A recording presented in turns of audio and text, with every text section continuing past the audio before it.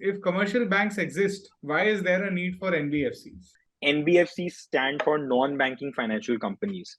And as the name suggests, they are not banks, but they are referred to as shadow banks. There are roughly more than 8 million MSMEs in India. MSMEs are micro, small, and medium enterprises, which are basically small self-employed people in India who run their own businesses.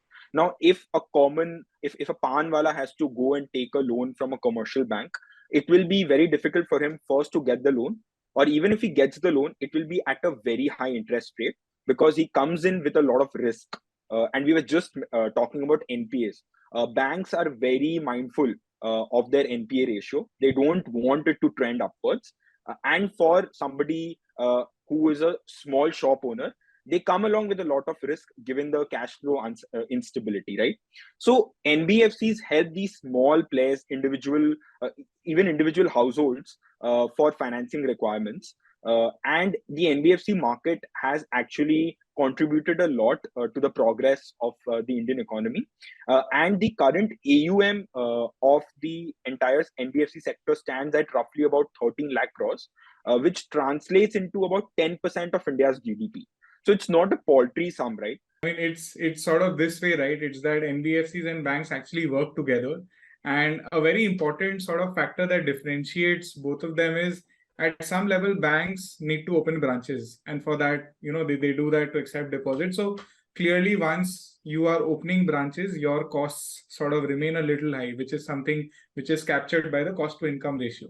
So for a bank, they would always prefer, let's say, lending to a salaried class or a bigger corporate to sort of justify the cost to income ratio. That doesn't mean that they don't go beyond and sort of into the lower strata of lending.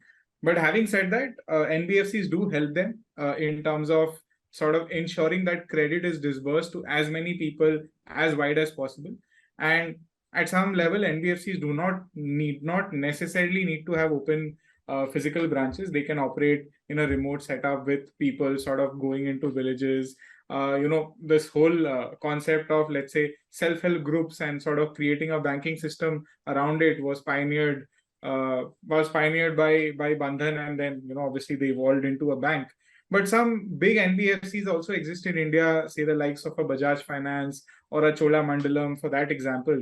Now, obviously, an SBI would much rather want to sort of focus on ensuring how does, let's say, the next toll project gets set up, or which corporate gets loans, apart from obviously catering to MSMEs. Whereas a Bajaj Finance would be more interested in ensuring as people are increasing or getting their lifestyles better, they upgrade to a better appliance or a better white good, or let's say a better car, right? So I think both of them work hand in glove, and RBI has actually ensured to sort of keep rolling out regulations so that both actually work together.